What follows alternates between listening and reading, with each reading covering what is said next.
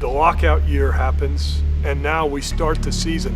Late training camp, late regular season start. I think every day was a learning experience out there, even towards the end of the season, walking into the playoffs, that was a learning experience. I'm tired of going to the first round, the second round, and the West Conference Finals. I'm grateful that we've had those opportunities, but the only thing left for me are the finals. I think we're going to be very good. I think in the end you'll see us at or near the top. We want to thank you guys for standing by us during this lockout. Thank you for coming here today. We got the best fans in the NBA, and we're going to give you something to cheer about this year. And we start 6-8. Great pass to Robinson and missed it. The Spurs offensively are having a nightmare fourth quarter. Those first 14 games, we played a lot of playoff teams, and we weren't ready for those teams. They were picking us apart and really teeing off on us. Through those first games, it got ugly, and then they never looked back. When I say they never looked back, I mean, they didn't look back for like 2.5 decades.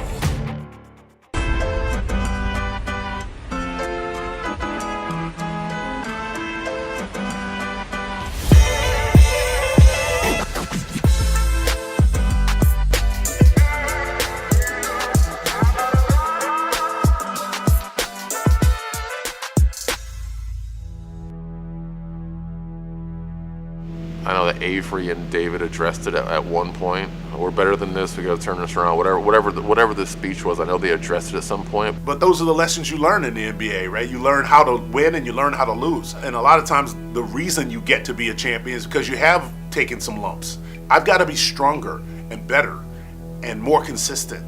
And at the end of the season, I cannot fade. Avery was always thinking forward, right? He was always thinking 5-10 games ahead. He was thinking like a coach. That was good for me because I lived in the moment a lot. That was Avery. You know, he was the ultimate competitor, but he had the will of 10 players. Set a tone for everyone else, and everybody respected him for that. He got more out of himself than anybody else did in the whole program. We had a meeting at Pop's house. We got a couple of things straight. We went down to Houston and played extremely well. There was 6-8, and Popovich said, hey, we're making a change in the starting lineup. And I felt a guy that won 2 championships previous, that guys will listen to me, and they did. Right now, these are two very proud teams in need of a win. Somehow we go to Houston and beat a team with Pippen and Drexler and Barkley. Just so happens that night we really put it together. Duncan gets a double team, back out to Avery. 2 on the shot clock, down to 1. Avery puts it up, it goes to Sean Elliott. A 3-pointer for Elliott. Really needed a win coming in here tonight, and they got it. We hadn't won a game in that fashion where we realized, like, wow, we just dominated from start to finish, and the game was almost effortless for us. We got to keep that feeling and continue to play the same way. I just remember that jump. When we did, we were a monster. Nobody wanted to see us. Rose on the drive. With another great play. If AJ runs it down, which he does, it's a layup.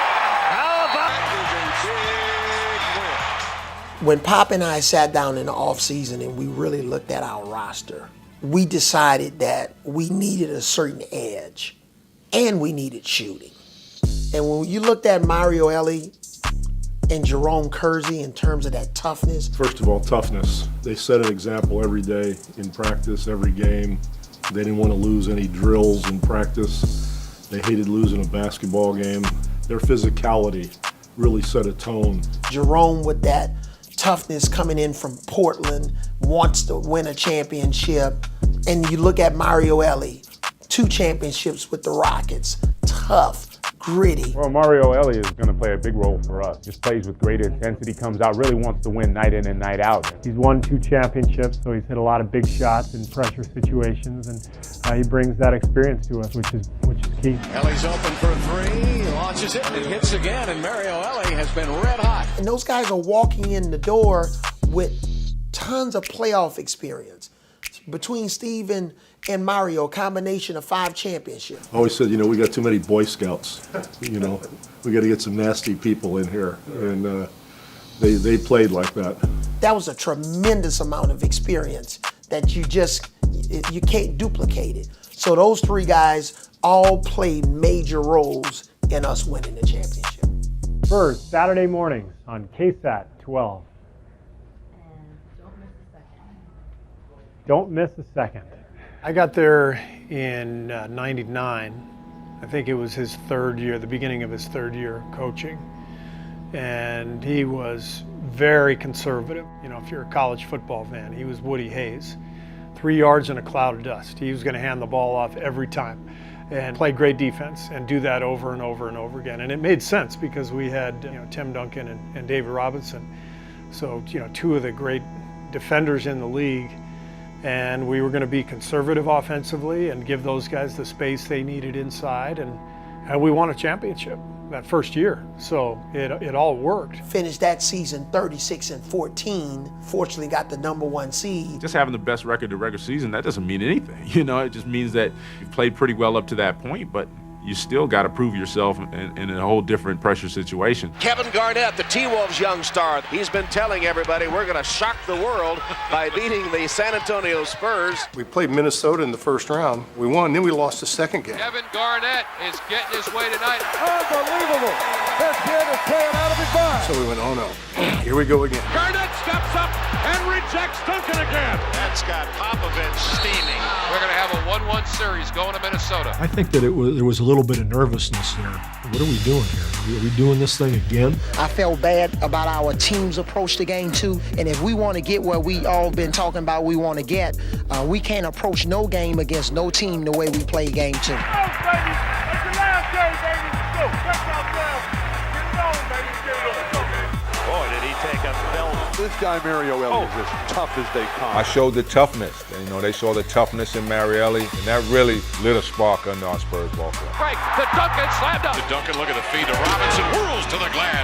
David, Duncan, they are devouring this team. Robinson eludes Garrett up top, goes to the summit, and packs his own missed shot with the left hand. They've got their getting back, they got their confidence. They truly believe now. The San Antonio Spurs have won the first round series 3-1. We went up to Minnesota, we won both those games, and after that, we just started rolling. It was just kind of like, wow, we just started dominating. Shaq hasn't scored. He's getting a workout physically. I know I can count on Avery to bring his game. I know I can count on Sean to bring his game. Mario's going to come in and give us good defense, and the guys coming off the bench, Malik and Jerome, are going to give us great energy. Fires it up and hits a three. I think it's just the trust factor is just so high on this team, and we just believe in each other. Down low, there's Tim, 11 seconds left. Backing in, turns, jump hook, good! Pop the winning basket. It's a great feeling to give you the ball in those situations. Getting that one out of the way, our confidence just took off. Here's Avery Johnson running the break to Duncan. Look at that play. Out to Jackson, a three, bang! The San Antonio Spurs have swept aside the Los Angeles Lakers in the Western Conference semifinals, and they did it convincingly. Where we closed the forum and Mario Ellie was running back through the hallway, yelling, "We shut this place down, we shut it down." So that's the one thing I remember about that. The forum is shut down. I feel great because the forum is shut down for the last time. We closed the forum in '99 with a sweep. Kobe and Shaq were on that ball club also, just to let everybody know. That sweep of the Lakers, you were like, we got the team this year. Of course, that was the year of the Memorial Day Miracle. If you watch the broadcast, you know that we're like required to play it like once a day. After game 1, Portland had outplayed us, but we won the game. Elliott baseline left underneath, reverse layup is in. Avery Johnson finds a path and then lays it off for Robinson. This long outside jumper, rimming no, and the rebound to Ellie. The ball went over the backboard, out of bounds to San Antonio. After game 2 in Portland, I think that's when we all knew. After they were beating us again, and we came back and we found a way to win. Three-pointer, Sean Elliott baseline, bang! A 17-2 run by the Spurs. I remember coming out of the huddle, because he was hot, he's saying, "I have one more in me." He said just get it to him, he was going to make it. And that was our first lead of the game with 12 seconds, the Memorial Day Miracle. Into Sean Elliott. He fires the three. Oh, San Antonio takes the lead. The 6th three-pointer today for Sean Elliott. Sean Elliott! The San Antonio Spurs have taken the lead for the first time in the game. Remember, they were down 18 points earlier in the third quarter. At that point, I felt like, and I think our team felt like we were a team that was destined to do something great. Well, after that game, we weren't necessarily overconfident, but the conversation was that was the night to beat us. If you're not going to beat us that night, you're going to have a hard time. The more and more we got into game 3 and felt the energy, let's finish these young boys off. Game 4 is just a formality. It was just, our confidence was through the roof. It was just a surge. It was a wave behind us. Once we started clicking, it was over. When I go back to our time in the Alamodome, and you talking about 50, 60, 70,000 fans, Lord, did they show up. From the Alamodome, the San Antonio Spurs, the New York Knicks in Game 1. The San Antonio Spurs, they were expected to be here. It was clear that the Spurs were going to be a team that would be a force for years to come. Which is the team of destiny. The Spurs are the first former ABA team to ever make it this far. Ladies and gentlemen, we are ready for the NBA Finals. Then it wouldn't be long before the Spurs would be chasing more titles and doing it with a group of players that would soon be built around Duncan. And who knows, for Tim Duncan, this could be the start of many championships. I was a wind-up doll. They just wound me up and set me out to do whatever. I didn't know what to expect, even on every level. First play, we're going to go wedge down to Tim. See what they do. Out to Duncan, one dribble, right hand, finger roll, it's good! I am New York right now. I get that ball out of Duncan's hands. You can't let him beat you right Duncan's now. deep in low, easy for Tim Duncan. Bounce pass to Duncan, jump shot is up and in. And the story, Tim Duncan, 33 points, 16 rebounds. The San Antonio Spurs have defeated the New York Knicks 89-77. Welcome to the Alamodome, where the favored Spurs will attempt to make it 2 in a row over the New York Knicks in the NBA Finals. Duncan says, get that mess out of here. He's made another one. Derek Jackson is 5 of 10. Off the rim, no good. Duncan rebounds and puts it back. And the San Antonio Spurs have taken the first 2 games. 2 down, 2 to go. Come on, baby. Way to stay concentrated today. We are at Madison Square Garden. We are ready for Game 3 between the Knicks and the San Antonio Spurs. They go back down through the Admiral. Campy the defender, back to the paint. Outside Duncan, roam around now. And Ellie loses the ball out of bounds. San Antonio turns it over to the Knicks. Diving, hustling move. Houston battles it in a 3. Houston bails him out. Rises up on the baseline. Campy over the top. Marcus Campy delivers. And that may finish San Antonio. The loss stung. Losing Game 3 in New York was frustrating. Talking to Tim years later, he was still mad that we lost that game. We won the championship, he was still mad that we lost that game. It wasn't a pissed because we lost. It was more of a pissed of how we lost and the fact that we felt like we should have swept them. But I think that game also woke us up. We have a series after all. Now there is the seed of doubt. Johnson back, comes up, knocked away from him. Duncan and Robinson all over him, ate him up. San Antonio all over the place. Blocked.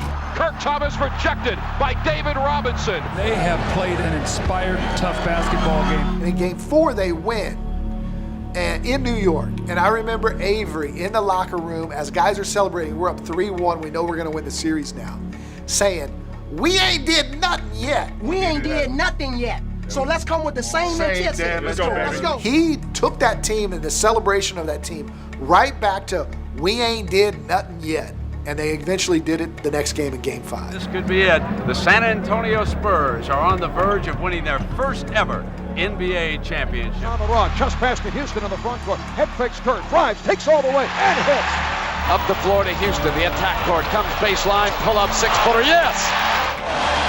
The Knicks open up an 8-point lead. In the first half, I was terrible. Outside Sprewell. Coming down the lane. Glides to the glass. The layup. Oh, Latrell Sprewell. And the Garden is exploding right now. I was throwing the ball to all 4 boroughs in New York. I mean, Pop was looking at me with a level of dismay that I hadn't really seen in a while. And Tim started giving me those funny looks. Mario was like, come on, man. Mario Ellie for 3.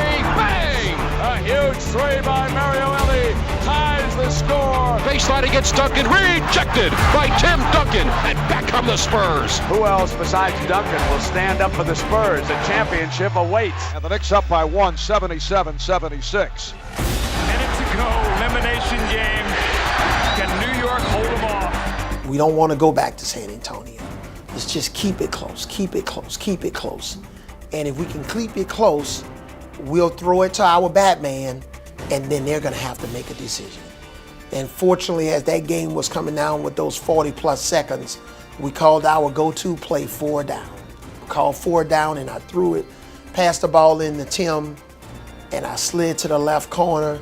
They trapped Tim. Sprewell and Allen Houston got confused in their rotations. Tim kicked it out to Sean. Sean shot fake, drove left, found me in the left corner at about 16 feet. I nailed it. Johnson for the lead, yes. Avery Johnson drills it from the baseline, and the Spurs have regained the lead. You know, you'd rather shoot it from the corner, from the deep corner. In between 10-footer type things, take a lot of touch. And the rest is history. 2.1 seconds remain to be played. The San Antonio Spurs lead the Knicks 78-77. The Knicks will have the ball out of bounds at midcourt. Ward will inbound. Ward looking. Gets it ahead for Sprewell. Sprewell underneath the glass.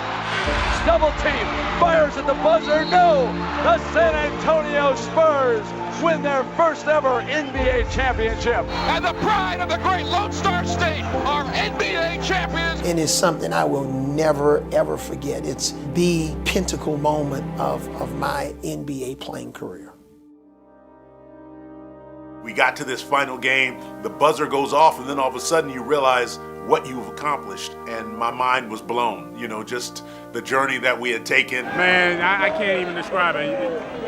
For so long, this is what you dream about, you know. And now I can't even talk about it. I mean, it's incredible. I'm blessed. It was almost one of those lifetime fulfillment things. You never know if you're going to get there, and then all of a sudden you get there, and it was the sweetest taste. Watching how some of the vets took it in, you know, watching how David took it in, kind of like that just collective sigh of relief, watching how Avery took it in, Sean took it in. It was just a special night. Never forget that one. It was such a sense of joy. And we wanted San Antonio, our fans, to feel validated. But we're the big dog on top now. And to walk off that trophy, the same guy that had gotten cut twice. David and Tim, they wanted me to walk off with it first. It was so moving. There was so many challenges, and then to be back in that situation in New York City and have the opportunity to climb that hill, to get over that hump. The real satisfaction I get out of this is watching David and Sean and Avery smile and enjoy after having been together so many years and things finally work out for them. I waited 10 years for this championship, and that was a long time. But this city has waited 26 years. And y'all deserve it. Enjoy it. Enjoy your championship, San Antonio. You're number one. Enjoy it, baby. Enjoy it. I just want to ask you a question. I've been waiting 11 years for this. And some of y'all been waiting longer. But did the San Antonio Spurs win the championship?